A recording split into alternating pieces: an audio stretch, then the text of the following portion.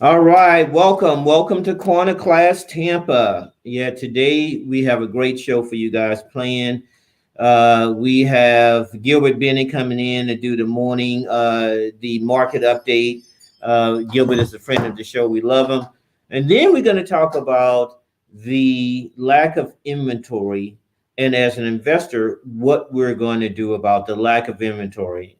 Everywhere there seem to be report after report after report about inventory, not having inventory from a buyer standpoint and lack of inventory from an investor standpoint. We're going to talk about today, but first let's bring Gilbert Bennett on to the show. Gilbert. Hey, good morning, David. Good morning, Corner Class Tampa. Good to be back with you guys. Looking forward to giving you a quick market update. How you been, David? Oh, it's been great, man. It's been great. The market is crazy out there, isn't it?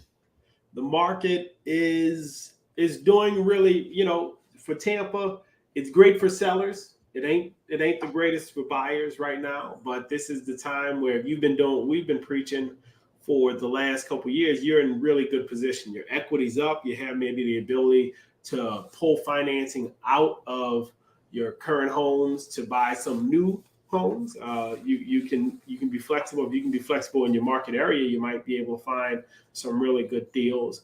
But there's a lot of cash available for use based on equity in existing properties right now. So, and if you're a seller, if you're an investor who's looking to sell something or flip or rehab something, you're getting top dollar on the resale right now. So it's a great space to be in.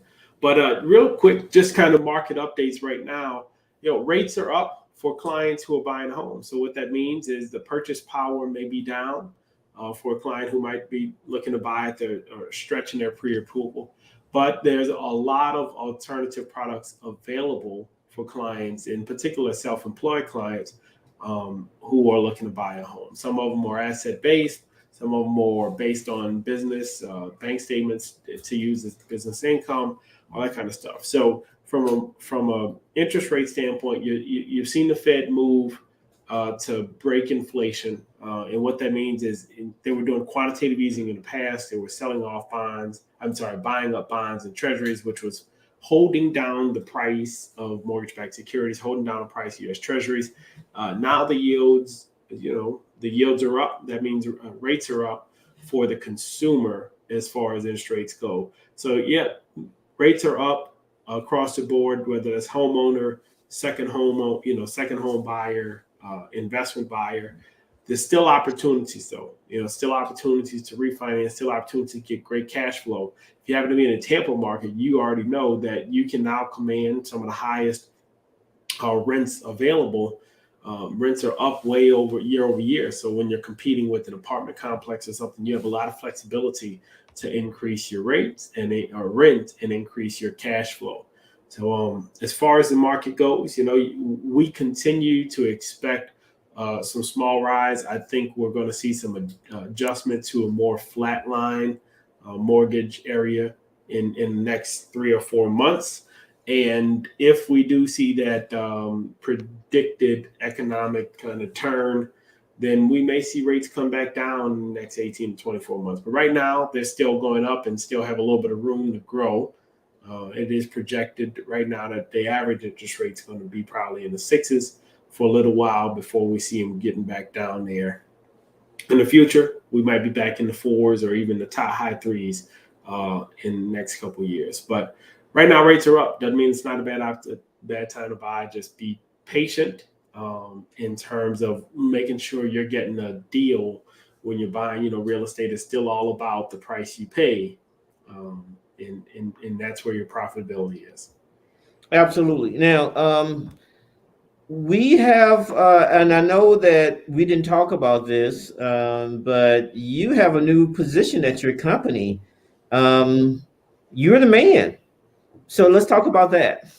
Well, yeah, actually, I thought was it 2020, might have been 2020, where I did buy in to the company and have some ownership in our company.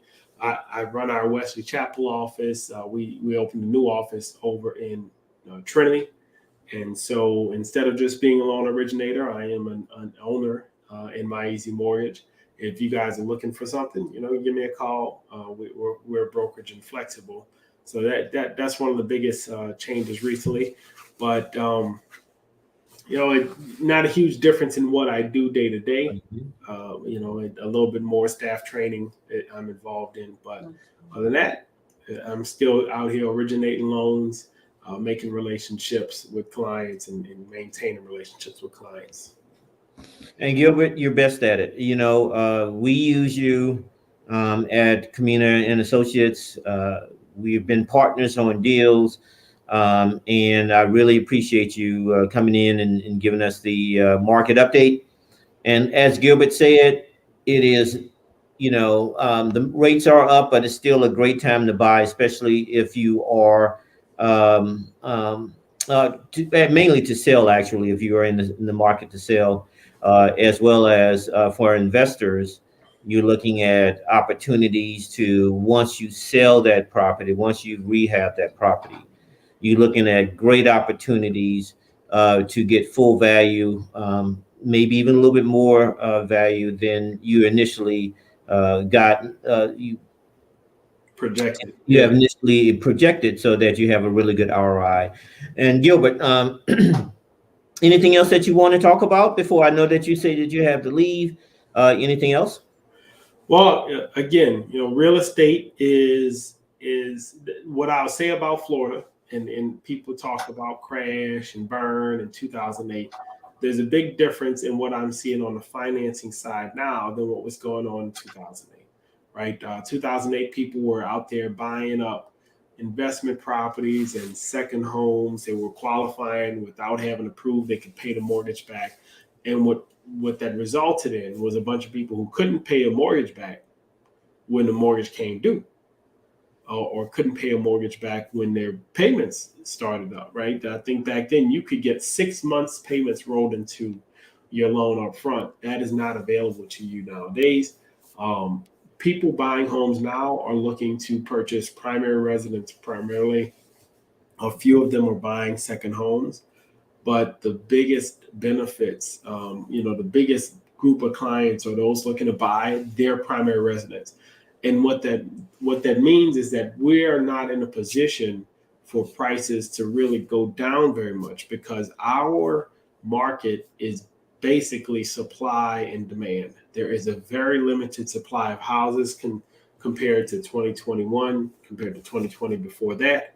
And there's a steadily increasing number of residents moving to Florida, right? So if you want to see when prices are going to change, I'll tell you when. They're going to change when the sun stops shining in Florida, or when people decide they'd rather be cold than warm and start moving out of Florida and back to New Jersey, New York, Chicago, Michigan, and all the other cold places they're coming from. Maybe they want to go back to snow. At that point, you concern yourself with selling your property and holding on to your cash flow. But as long as the sun is shining and people like sunlight, I think we're going to continue to see either an increasing price point or a plateaued flat point. And I doubt we see a huge crash in terms of values. I don't think 2008 is back on the horizon. There, you have to qualify to buy the house, whether we think the house is going to appreciate or not right now. And so just, to allay those fears, keep that in mind, right? Florida's population is growing. There is a finite amount of buildable land in Florida. Owning some of that buildable land is going to be a long-term good investment. Absolutely. Absolutely. So, Gilbert, thank you. I know that you got to go, but thank you. And to echo on Gilbert's sentiment, you're right. Just today, I talked to a buyer who's moving in. Originally, they was looking in the Atlanta area. They're going to be moving, also looking at the Tampa Bay area, and they are great price point. In any other market, they would have been golden. Good credit, great price point, looking for something that is a second home or reasonably priced where they can come in and enjoy the sunshine. And unfortunately, um, the home that they were interested in purchasing in Atlanta, the agent did something that caused them not to be able to purchase that home. They missed out on it because of not choosing or not working with the correct people, and that's unfortunate. But that also opened up a territory in an opportunity in this territory. And so what we have is that there are opportunities out there, but there are not. You cannot be late. You cannot think that that opportunity, while it presents itself now, is going to be here tomorrow. You really got to be taken to take advantage of opportunities, because even as an investor, those opportunities hit the market.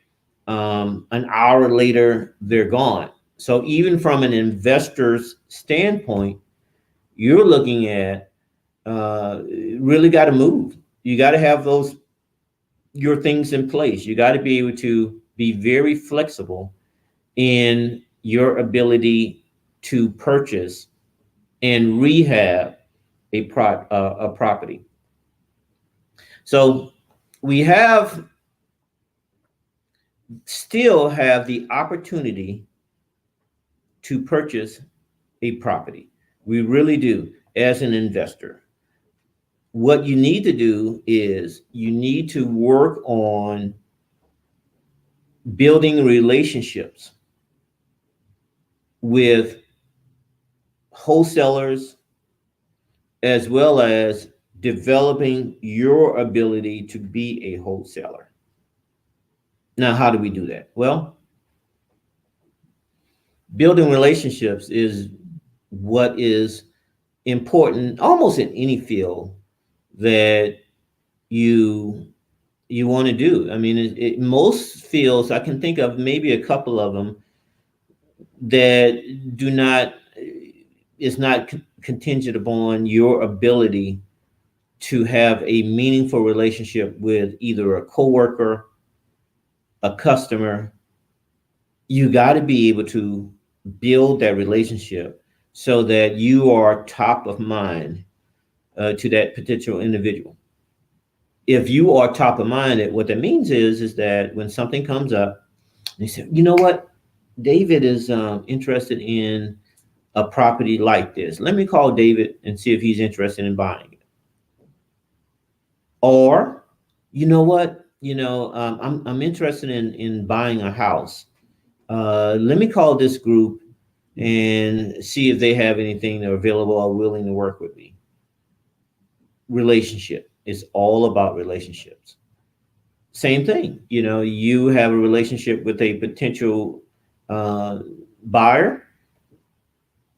You have call them up and say, hey, listen, hey, my name is David, and I know that you were looking to buy a 3-bedroom, 2-bath in Tampa for X amount of price. Hey, listen, I got the perfect home for you. Let's go take a look at it.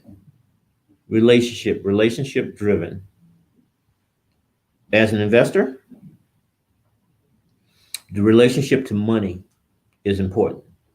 We just went to a conference where they were talking about money and money that is out there. And I can tell you this, is that there are money out there that will take some qualifying. I'm not going to, blow smoke at you and say, hey, listen, you don't have to qualify. You just these stated loans. And while there are some stated loans that are out there where you say that, you make X amount or your company make X amount, then okay, you're good. It's not like in 2008. It is not like it was in 2008, where if you was breathing, they'll give you a loan. We're not there. But there are loans out there where I saw today where they're called bank statement loans, where if you have a certain revenue that you can prove with a bank statement that you're generating with your bank statement, and or better yet, if you have a great relationship with your bank, relationship, you have a great relationship with the bank where they'll write you a letter saying that you're a good guy and you bring in this amount of money monthly, annually, you can get a loan for that. There's some other things that are considered in that, but those bank statement loans are there and are available. There are a fractured company where they look at the your if you have a job that is invoiceable. Let's say you're doing some work for the city, and it's a multi-prong, multi-stage type of project where you do this part, they pay you. Do this, you do second part number 2, you get paid part number 3, and then there's a final payment somewhere down the line. There's a company out there that works in that genre, that will pay you kind of that startup cost that is so needed when you're starting a major project, where you give them the invoice, they see the overall product that you've been contracted to do, and they're going to give you money to kind of get you going. And so those types of loans are out there. They're not unique to the space, and they exist. It was interesting that some of the qualifications that they mentioned were minimal qualifications. One one bank was like, well, all you need is a 570 under 600 credit score, with, of course, a project in hand, an invoice in hand from a major company. This particular company that I'm talking we discussed were they need a little bit more. You need to be at least in the sixes with a project, but they gave you 80% of what you needed to get started. Most of them will require skin in the game. Skin in the game is pretty doggone important from their standpoint, because they don't want you to walk away. They want you to complete the project. They're not into selling a home or renovating a home. Their job is to lend you money for that project. So if you have skin in the game, you're less likely to just walk away, more likely to complete the job. They get paid, you get paid, the end user have a nice home that you renovated, everyone is happy. That is how that business model works.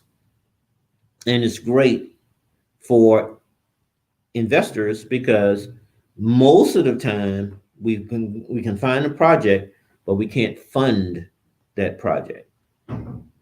So having those relationships with lenders already in place before you need to start those relationships, so that when you have a project, you can say, hey, listen, Tom, I have a project.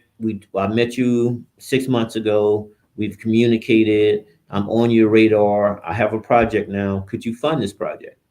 So those are lenders that are out there that will look at the project more so than the individual. Like I said, you do have to have a minimum credit score. In extreme cases, upper fives. By the way, this particular lender that was focusing on microloans. A microloan is a loan that you typically under $35,000. That particular lender was the one that had the very minimum credit score. You didn't need a whole lot to qualify for it, but they did put some strings associated with that. You had to have a business plan. They wanted to see if you had the ability to repay that microloan. And so the strings attached were important. The you had to go through a counseling session with the SBA, and you had to do some other things. But basically, they gave you working capital. So the microloan is pretty um, beneficial for companies who have started up. And by the way, you only needed 1 year in business. That's it.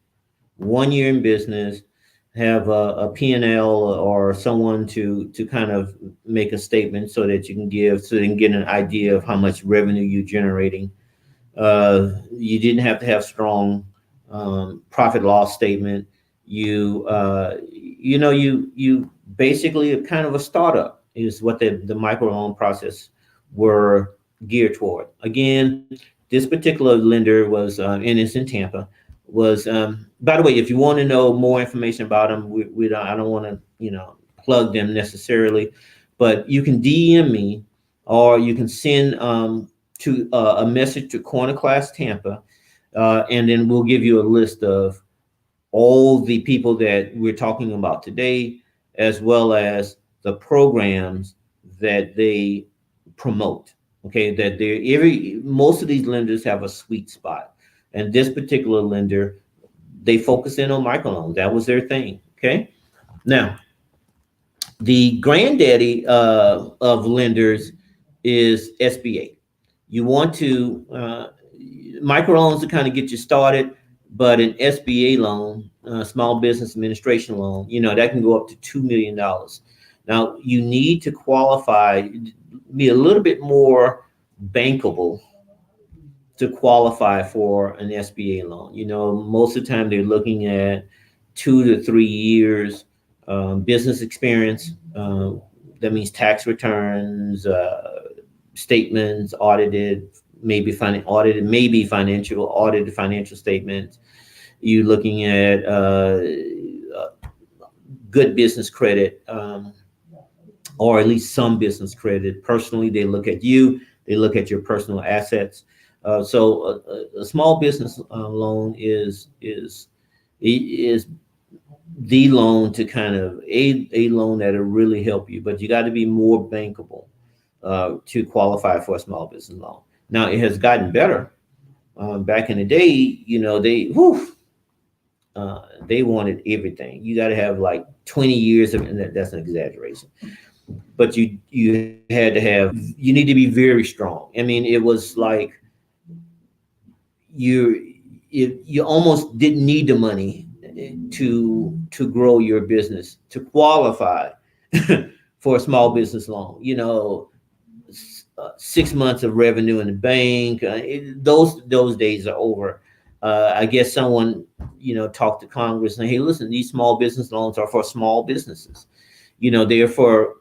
They're designed to help a business go from a certain stage to another stage, but the business is already doing good business. It's just that they need working capital, or they need to fund a certain project or something like that to get them to that next stage. Small business loans, they had a couple of representatives from the small business loan perspective that focused primarily on small business loans, and how to get them approved and get them passed and get money in your pocket. It is a much longer process, but it's worth it. Once you get the loan, you have your working capital, your business is on a solid foundation, and then now you can you can get to that higher level. Now, from an investor standpoint, hard money loans are probably where most people get started. A hard money loan is a loan that's similar to that first loan that we talked about, where you are really qualifying from by the project. You're really qualifying. The project really qualifies you, and you don't need to have a whole lot of personal qualifications in place. You don't have to have an astronomical credit score. You don't have to have a whole lot of personal assets to secure the loan. The property that you're purchasing with a hard money loan is the security for that loan. Lots of hard money lenders, a lot of new lenders on the market. Now, hard money is a great way to start your organization your business if you are an investor. Most times, more time than not, the property that you're purchasing will not qualify for a traditional loan. It's not bankable. It may be a property that's may have fire damage. It may be a property where someone squatted in it and just tore up the property. It may be a property where it's in probate and it needs some work done to it. It's distressed properties. That's what we buy, guys, and that's what we want to buy. We want to buy as a renovator and as a flipper. We want to buy distressed properties because when we renovate it, we buy it here, buy low, sell high. When we buy low, we have that delta. We have what's called skin in the game. Skin in the game is super important.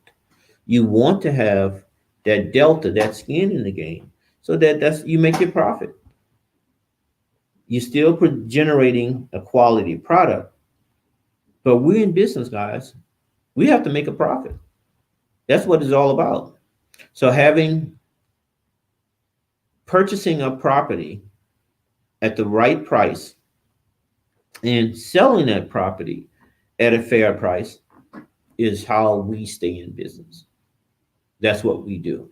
And as Gilbert said earlier, the sale of the property, because of the market conditions and lack of inventory, you have the opportunity to get a little bit more on your ROI than you probably project because the homes are appreciating. Now,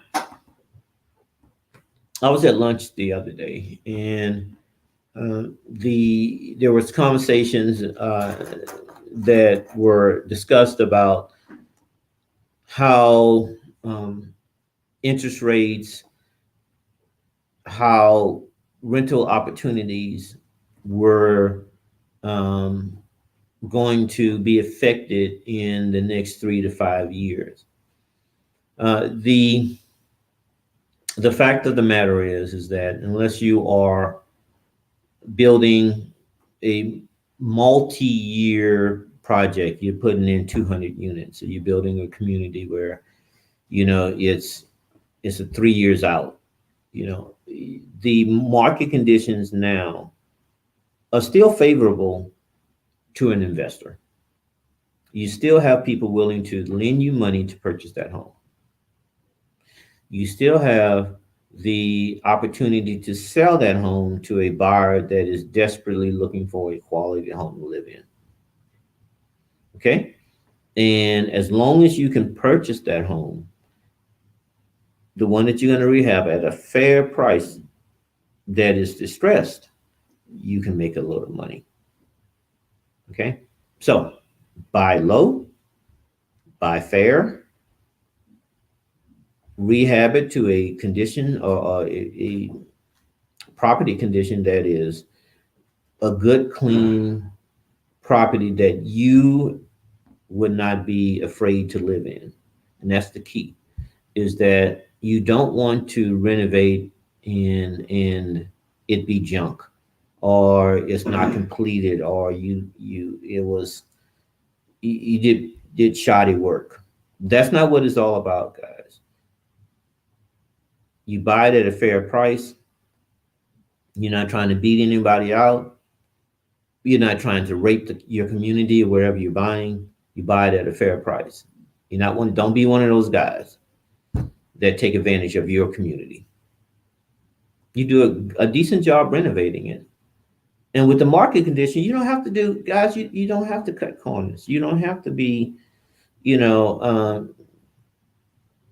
producing a product that is subpar. There's enough skin in the game if you bought right. Okay? And then you sell it at a fair price. You're going to make your money. You're going to make your money. And you can have a hard money guy finance everything. Now, you will need skin in the game. You will need between 20 to 30% of the purchase price to work with a hard money lender. Most hard money lenders, there are some that do 100%.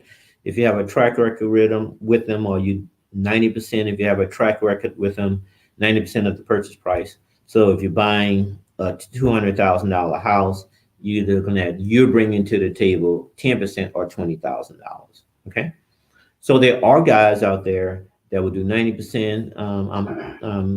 I was told that there is a guy that would do 100%.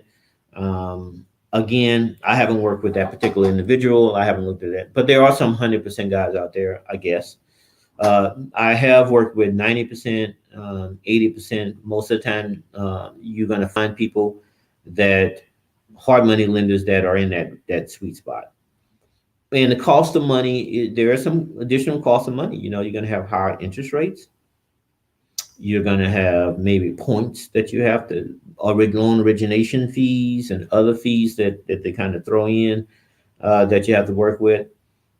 Some hard money lenders will finance the property, the finance the payments of the loan in as part of the original loan package. Some will, and so that you're only paying the interest on it. Some will do all of that, and you kind of pay everybody at the end. So it's each lender is a little bit different. You want to find one that works with you, that you have a relationship with. Going back to relationships, and you can call on the phone and say, "Listen, I have this opportunity, and we need." And so those are that type of lender is key, because again, we don't have a lot of inventory on the market. We don't. And finding opportunities, finding something to buy is a premium. But closing on what you find is a must. Closing on that property, being able to renovate that property. That means that having your crew ready and then selling the property. So having whatever mechanism that you need to sell that property, have those things ready. So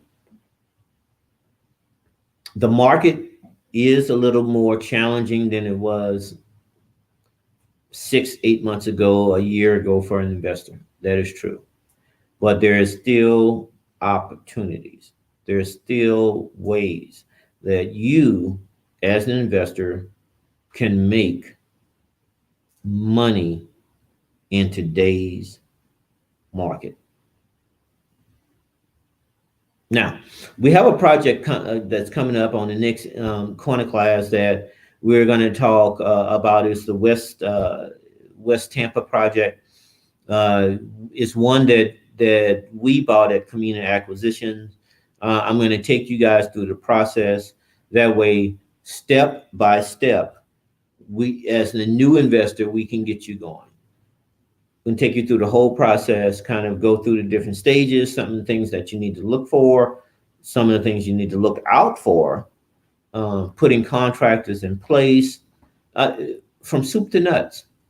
What we pay for, video of the closing, how we're positioning the property, what are the steps in order that we've taken, and then ultimately what we sell the property for, so that you would have the opportunity to see from acquisition to disposal of the property, selling the property to an end user. It's a tutorial here, because it's all, for us, it's all about helping you make money in real estate. What I call learning how to play the real estate game. We're even going to have Latasha. Latasha is a new agent at Community and Associates. She is going to talk about the market conditions and how to sell a property in today's market from a seller standpoint, and how to buy a property in today's market from a buyer standpoint. And we're going to cover those things. We're back in the swing, guys. And now, if you're an investor, now is the time. Now is the opportunity for you to get those pieces in order that we talked about, purchase that home, your first investment. If you need help or you need a mentor, hey, reach out to me through Corner Class Tampa, or we're going to put up here. We're going to put up contact information where you can go in. We'll help you. We'll walk you through the process and show you how you can maximize and leverage your money to make money in real estate today. And lastly, you can go to our Facebook page, cornerclasstampa.com. Corner Class Tampa on Facebook. We have a private group. Join the private group. There you can ask questions, but then also we have content, special content already in the group about the West Tampa project. And we will talk as a group about how to get you started with investing to be a real estate investor and developer. So we have the West Tampa project already in place. Go to Corner Class Tampa Facebook, join the group, and we'll get you there. Again, lots of money out there, lots of opportunity out there to be a real estate investor. It's up to you to fulfill your dream, to be the CEO of your family, to elevate yourself from where you are to where you want to be. And I'm a firm believer, guys, that real estate is the way to get there. That's how I made my money, guys. Being 100% transparent, engineering degree, engineering company, but when you think about, and it was great, but when you think about residual income, when you think about mailbox money, when you think about building net worth, not making money, but building your net worth, becoming wealthy, everybody that I know and I've researched has a real estate component to that. So real estate is here. We're in a unique opportunity where they're willing to give you money. The market is hot. So all we got to do is do our part to purchase the property at a right price, fair rehab, and sell it at market value. A fair market value is out there. Take advantage of it. Stay grinding.